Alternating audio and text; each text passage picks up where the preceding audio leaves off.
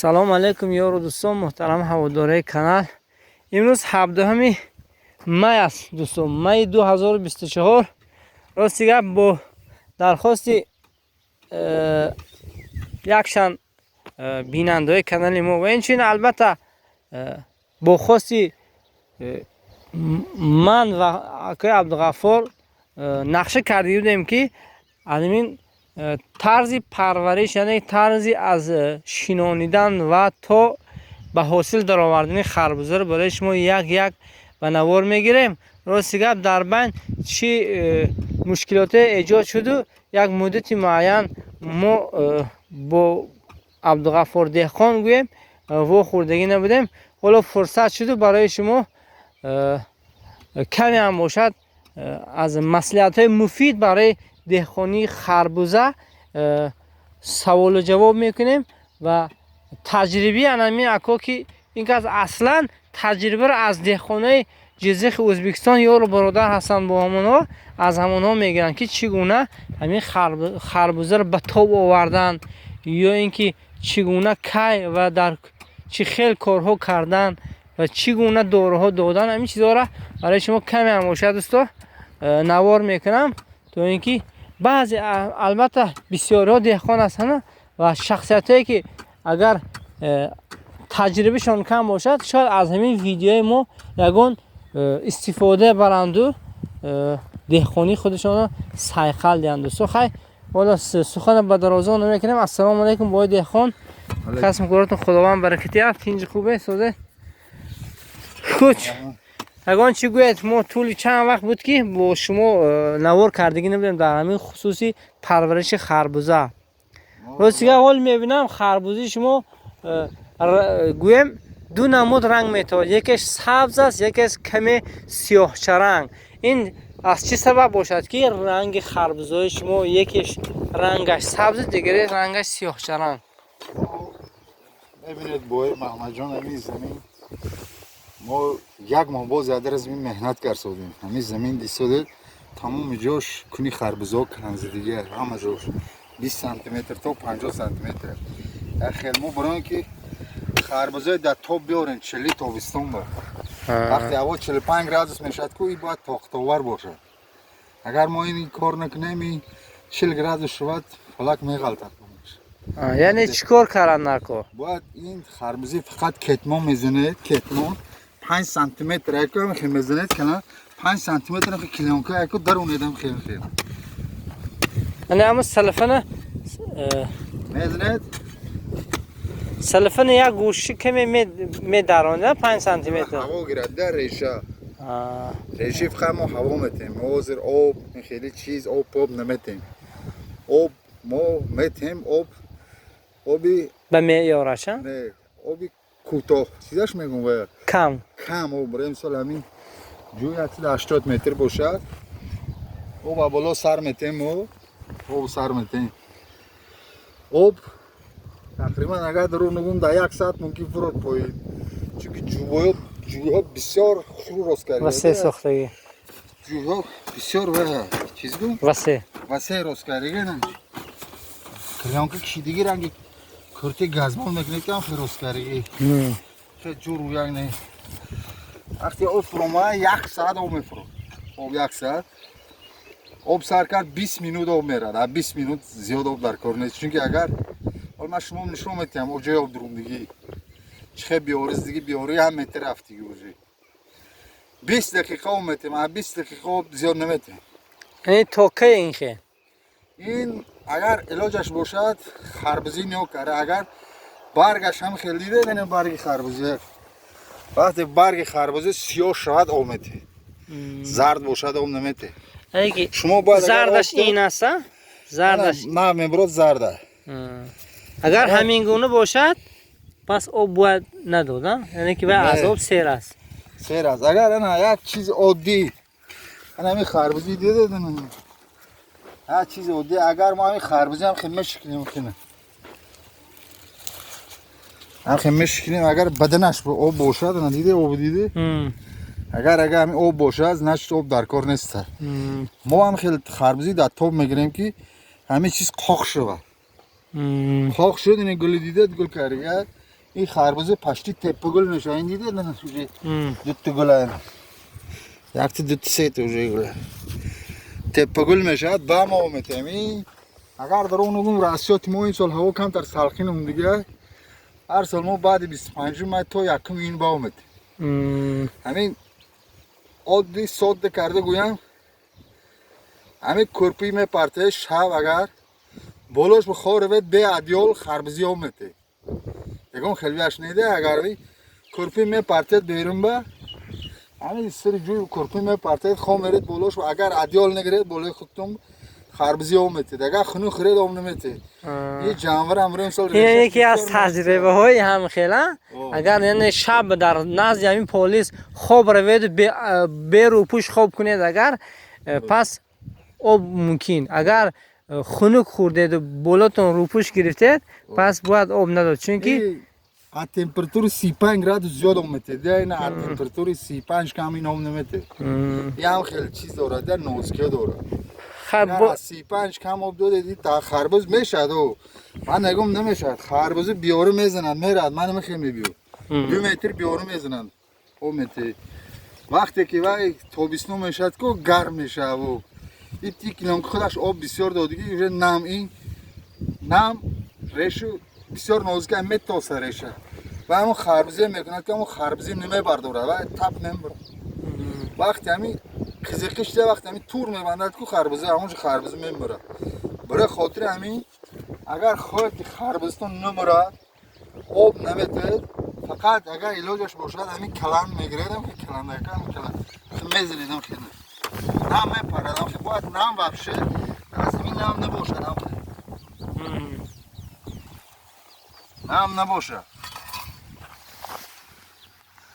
نم وبشه نباشد این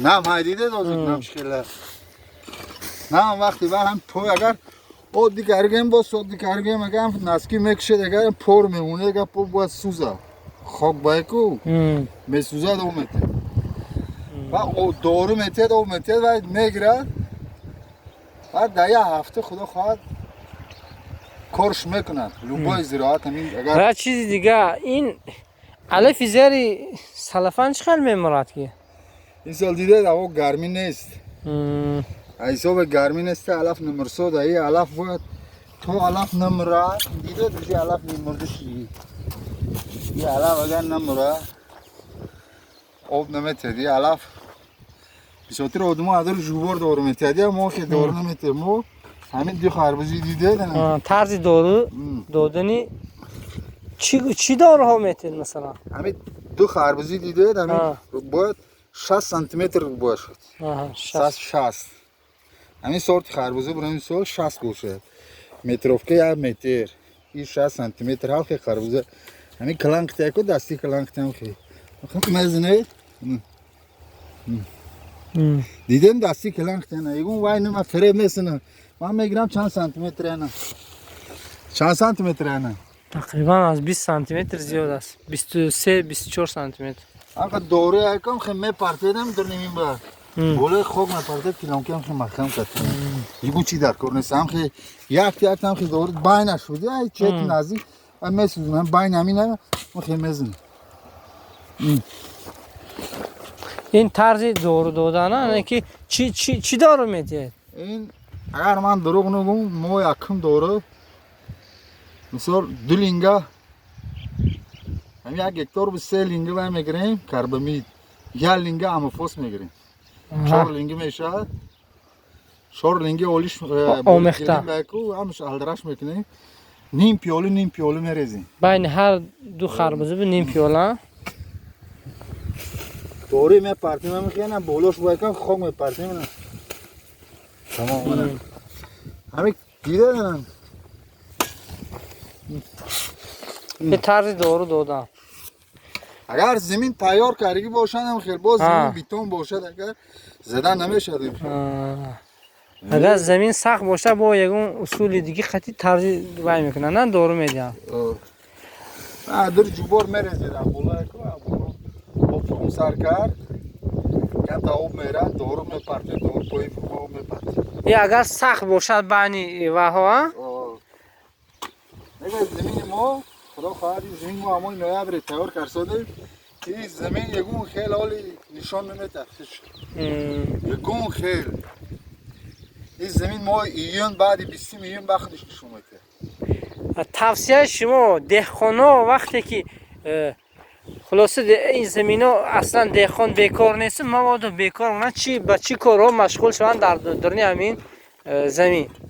من شمار گفتم که باید من مجنواز 24 آب دادیگه سودکش خیلی آب دادیگه من تنیام میکنم ماشین میگذارم 24 جون نمیگنم و بیگ 24 میره من خیلی نیام میکنی سکواش آب رسیده و بعد خربوز برسیده همه وقت ضرره بگو خیلی فایده نیست اگر دهخان همین چیزگاه خیلی اصیل باشد دلش بر مهنتش اگر سوزه کارگم کلان بگیرید و خربوزی هم خیلی میزنه کلان میکنه تمام اگر دلش بریم زمینش سوزه دیگه یکم خیلی کار نمیکنه آب در کار نمیو همین زمین ما 3 بار آمدیم بسیار هم نمیتیم 3 بار اصیل رواد اگر ما که همین زمین ممکن 15 ساعت آبتیم همین اول خربوز تا آخر خربوزه دیگه ما هم نمیتیم من اگر باور نکنه من اجا کلانکی میدارون هم نشون میتیم اگر شما این خربوزه وابشه آب نغز نمیبینن این خربوزی مترافقه؟ این خربوزه وابشه آب نغز نمیبینن این همه وقت از زمین برومه حساب میکنه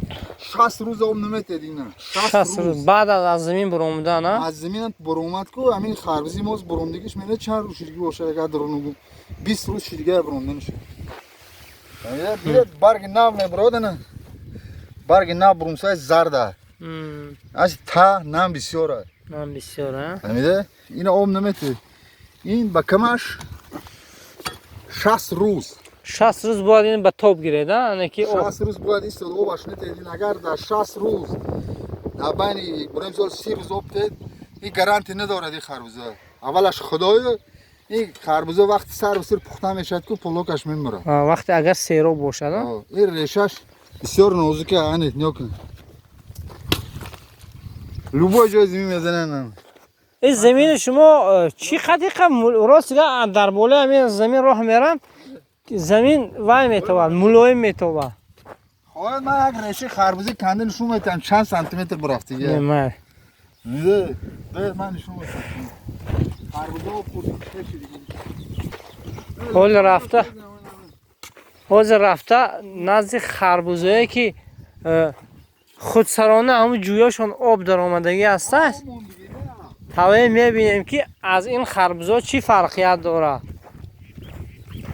ما در وقتی حاصل بندرم برای همین تجربه عمیق کردم با رفته میبینیم دوستو که از همون خربوزه ها چگونه حاصل بندی کرده است و این خربوزه که آب دادگی نیستن تا حال چگونه باشند دوستو برادرها چشم بری دیدین ایگو خیلی دروغ نیست انا خربوزه دیده بیاره چکه بیارز دیگه همه زمین آب درون دیگه نوجه نزاب نسمرت مگو چیز مگو رسو پیشش وجه تیار مردن ایسا به سیروبیا سیرو ریشان تپ مردگین یعنی که باید این خربوزی میدونه چون میکنه این یک وریانت داره خود که مردن خلاص شود یک وریانت داره تمامی دیگه وریانت نداره این همشه بیاری هم خیلی راست میکنه کنم بایی محمد جانی یا کنه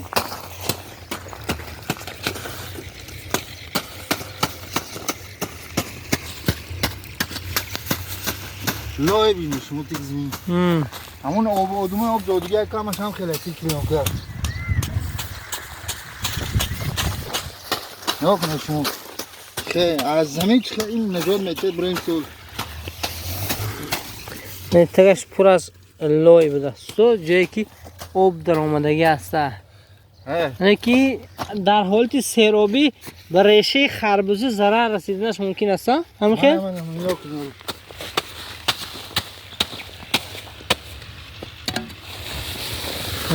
شکلی هم که میکنه ایدنه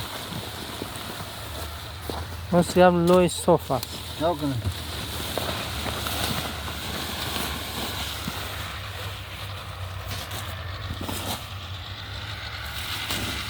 همه آدمه همون دیگه خربوزه همون دیگه دیگه زمینش همش هم خیلی یا هوا خودش خنک ایده گرمی نیست.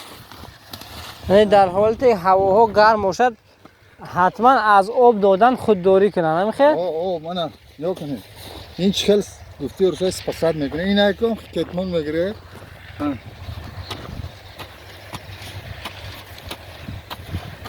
یعنی کلان میکنه تا اینکه نمش بخور شود. اینم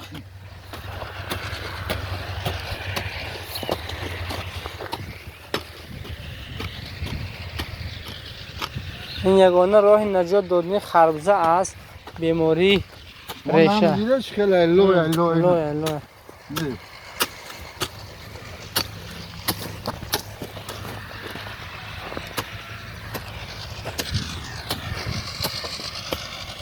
این خربزه این با میرد آزی این با یه متر ده میرد بیاره این رفته میگرد این وقت خربزه انداخت کو اینجا نشون میتونه شروع همین دیده نه اوجه سفش دیگه نه کفی دیگه نه ریشه اوجه تمام شده این هم وقت چله میشد هوا گرم میشد چله گره از دنگ میمردیم این فقط همین زمین دیده هم که راست میکنه یگون کار دیگه نمیکنه دیگه من این آب نمیتیم این تای زمین اونجا لوش دیگه اینه